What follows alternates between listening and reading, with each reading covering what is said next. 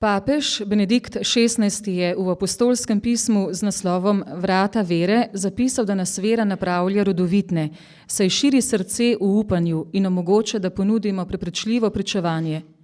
Odpira srce in tistih, ki prisluhnejo in sprejmejo Gospodovo povabilo k pripadnosti njegovi besedi, da bi postali njegovi učenci.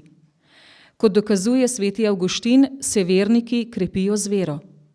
Sveti škof iz Hipona je imel tehtne razloge, da se je izrazil na tak način. Kot vemo, je bilo njegovo življenje eno samo neprekinjeno iskanje lepote vere, dokler se njegovo srce ni spočilo v Bogu. Številni njegovi spisi, v katerih pojasnjuje pomen verovanja in resničnost vere, še danes predstavljajo bogastvo brez premere in omogočajo mnogim ljudem, ki iščejo Boga, da najdejo pravo pot do vrat vere. Vera raste in se krepi samo skozi verovanje. Ni druge možnosti za dosego gotovosti glede lastnega življenja, kot prepustiti se vedno bolj v roke ljubezni, ki je toliko večja, kolikor bolj izvira iz Boga, je zapisal papež Benedikt XVI. Kako se bo odvijalo naše srečanje? Najprej bodo naši gostje imeli kratek nagovor, nato jim bomo zastavili nekaj vprašanj. Ob sklepu oddaje pa jim boste vprašanje lahko zastavili tudi vsi tule zbrani v župnijski dvorani oziroma v glasbeni šoli. Vabljeni k sodelovanju. Tema tokratne okrogle mize je pripadnost cerkvi, Kristusu, evangeliju, trenutnim trendom, nikomur. To so vprašanja, ki si jih pogosto zastavljamo. Ob tem pa je na mestu razmišljanje, kako trdna je moja vera. Včasih se radi skrijemo za institucijo, ki ji pripadamo. Spet drugič smo do nje brezbrižni, imamo pomisleke, a pozabljamo, da je pripadnost tista, ki nas bi morala krepiti in nas usmerjati po pravi poti. Prva nam bo spregovorila gospa sestra Metka Kos, je frančiškanka, Marijina misijonarka. V društvu Skam je odgovorna za pripravo in izvajanje duhovnih vikendov in duhovnih vaj za mlade, za poletno šolo skupnosti Kaprije in za formacijo prostovoljcev in voditeljev. Glede na to, da je znotraj svoje skupnosti sester odgovorna še za formacijo postulatk, ji vse, kar je povezano s poglabljanjem vere, zelo blizu in v to vlaga veliko energije. Sestra Metka, prosim.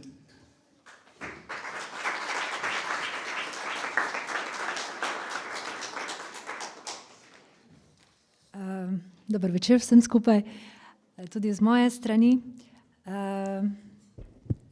Sem frančiškanka, Marijina misijonarka in živim v mednarodni skupnosti, kar pomeni, da vsak dan okrog naše mise niso samo Slovenke, ampak tudi drugih narodnosti, sestre iz drugih narodnosti, tako da je to ena taka posebna izkušnja zame, ena posebna dimenzija življenja, ki mi zelo pomaga tudi pri mojem poslanstvu, pri delu z mladimi.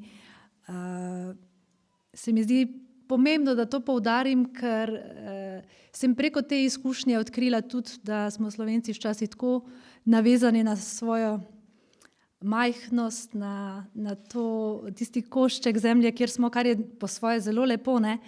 Ampak ko se hočeš prepustiti duhu, ko potrebuješ to širino, in se mi zdi, da bi se rada najprej ta večer zahvalila moji skupnosti, ki mi to omogoča, da ta duh nove evangelizacije začutim, da veje tudi pri nas.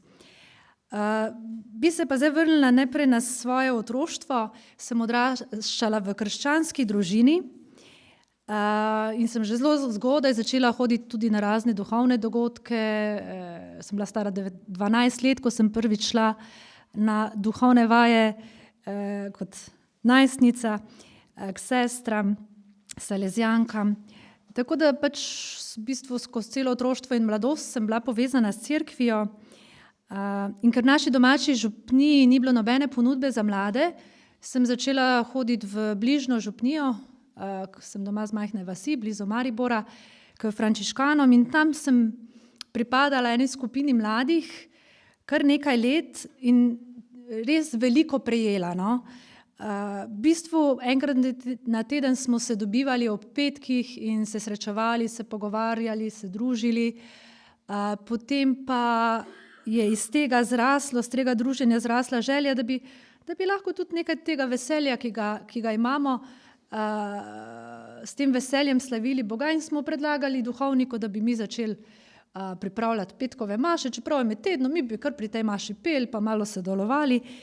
In tako se mi zdi, da je za mene zelo lepa izkušnja, da sem nekaj let nekje dobivala, rasla osebno kot oseba in tudi v veri, preden sem začela dajati. No, to, kar danes včasih doživljam, da mladi grejo takoj v aktivnost, malo pa dobijo, ne, na župniji.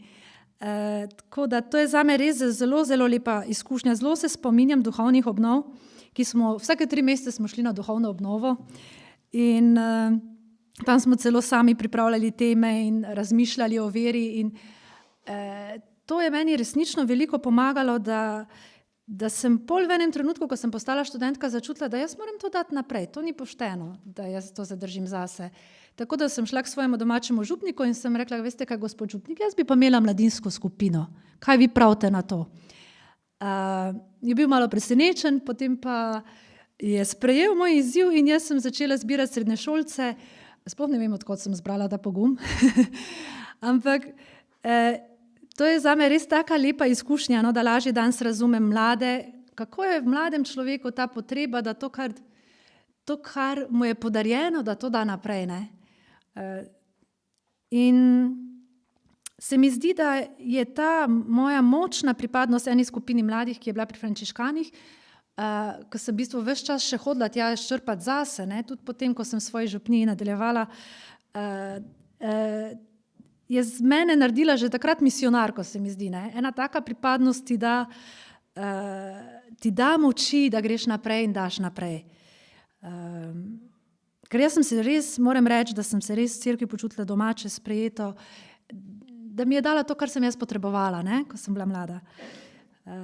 Dobro, so bili tudi trenutki, kako bi rekla, razočaran, ko sem gospodu župniku predlagala, da bi mi pri maši s kitaro peli, ne, v moji domači župniji, pa to ni šlo, zato ker se je par starejših ljudi pritožilo, kaj se mi gremo, ne.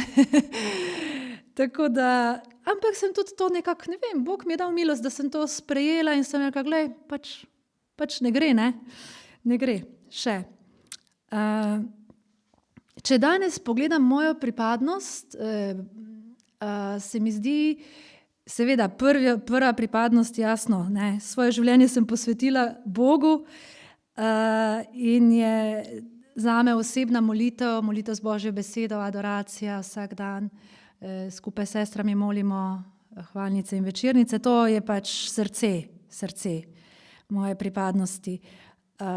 Je pa tudi življenje v skupnosti zelo, zelo pomembno, ne. Zdaj sem že več kot 4 leta na Skamu in pred enim letom smo začeli z eno novostjo in sicer vsak četrtek zjutraj se sodelavci dobimo na zajtrku, kjer klepetamo o povsem drugih stvareh kot o službi. Ne? Sem ugotovila, kako je to nekaj pomembnega tudi za eno tako službeno okolje. Graditi pripadnost kot kolektiv, da smo pač lahko kot ljudje skupaj, ne samo kot profesionalci. Ne? In nas ti zajtrki res so tako bogatstvo, ne, in čutim, kako take drobne, majhne stvari, kjerkoli smo, ne, vsem skupinam, ki jim pripadam, pomagajo, no, da gradimo skupnost. Mogoče še omenim eno izkušnjo in sicer pred pol leta smo imeli eno usposabljanje za vse, ki vodijo birmanske vikende. In smo naredili prvič to usposabljanje tako, da so mogli biti v bistvu vsi na tem usposabljanju, ki je trajalo en večer pa en dan, tako duhovniki, sestre, ki so voditelji vikendov, plus vsi animatorji. Ne? In zame, pa tudi za nekatere mlade, ki so to močno poudarili, je bila to taka izkušnja nove evangelizacije, ne? Ker vsi smo bili tam skupaj, kar se zelo redko zgodi, da si vzameš tako čas, ne? In smo res doživeli tako močno to skupnost, čeprav je bil to en večer in en dan, ker je bilo vse tako naravno. Tisto usposabljanje pač je tako, kot mora biti, da se pač vsak usposobi, animator za svoje delo, voditelji za svoje delo, ampak to, kar smo mi živeli skupaj, da smo skupaj kuhali, pomivali, da smo skupaj molili, vse je bilo tako naravno, nič ni trebalo o molitvi govoriti, zaradi tega, kako imaš tam 5 duhovnikov, pa 6 sester, ne, to, pa potem še 15 mladih. to se naravno teče, ker mi tako molimo, ne, ves čas, ne, zjutraj zvečer je naš urnik, ne, pa še opoldne. In mladi so kar padli v to, no, in so rekli, to pa je boljš kot kakršnakoli kateheza, ne, o molitvi. Preprosto živeti to skupaj, ne. In zame je to tako eno odkritje in tudi se odločamo, nas kamo darimo v to smer, da na tak način se usposabljamo. Ne samo, da se nekaj tam naučimo, enih veščin, ne, ampak da živimo skupaj kot skupnost, da si pripadamo na tistemu usposabljanju, da smo tam malo občestvo, ne. Tako da se mi zdi res pomembno iskati take nove načine, kjer številke sploh niso več pomembne, ampak kjer nekaj živimo skupaj, kjer je čutiti duha, ne? Kjer je čutiti, da smo bratje in sestre, da se imamo radi. Tako da se mi zdi, da največji izziv, ki ga jaz tako osebno vidim zase, pa tudi predvsem mogoče za nas sestre, duhovnike, če to področje pogledam, je, da se pustimo evangelizirati od laikov. Jaz sem fascinirana, koliko v slovenski cerkvi laiki dobivajo pomembno mesto, ne? Dobivate pomembno mesto. Zaradi tega, ker ste prepoznali, ne, kako lahko vsak iz svojega krsta živi in oznanja, ne? In to je za mene res eno tako pomembno odkritje in se mi zdi, da tu se še mi zelo učimo, vsi tisti, ki smo Bogu posvečeni, ki govorimo za to po eni strani, ne? Po drugi strani včasih težko damo prostor drugim, ne? Tako da zame osebno je to velik izziv, kako graditi to pripadnost Kristusu skupaj, vsi. Ker samo tako od Jezusa osebno dotaknjeni učenci, ne, lahko oznanjamo evangelij, ne. Samo če smo osebno res doživeli to, da najprej sem učenec, ne, v svoji pripadnosti Jezusu sem najprej učenec, vsak od nas. Šele potem lahko znanjam. Če nisem učenec, lahko postanem fanatik, ne? Lahko grem v tej svoji gorečnosti tako daleč, da drugega več ne spoštujem, ne? Ampak da mu nekaj vsiljujem. Tako da, mogoče zaključim res s to besedo, ne? Postati najprej Jezusovi učenci. Pustiti se nagovoriti od njega osebno in ga poslušati, ne? Ga poslušati. Hoditi z njim, se pustiti presenetiti, da stvari grejo povsem drugače, ne, kot si mi večkrat zamislimo. Šele potem lahko postanemo resnični apostoli. Se pravi, pripadnost se gradi, ko sem jaz najprej učenka, šele potem lahko dam naprej. Mislim, da bo to dovolj za začetek.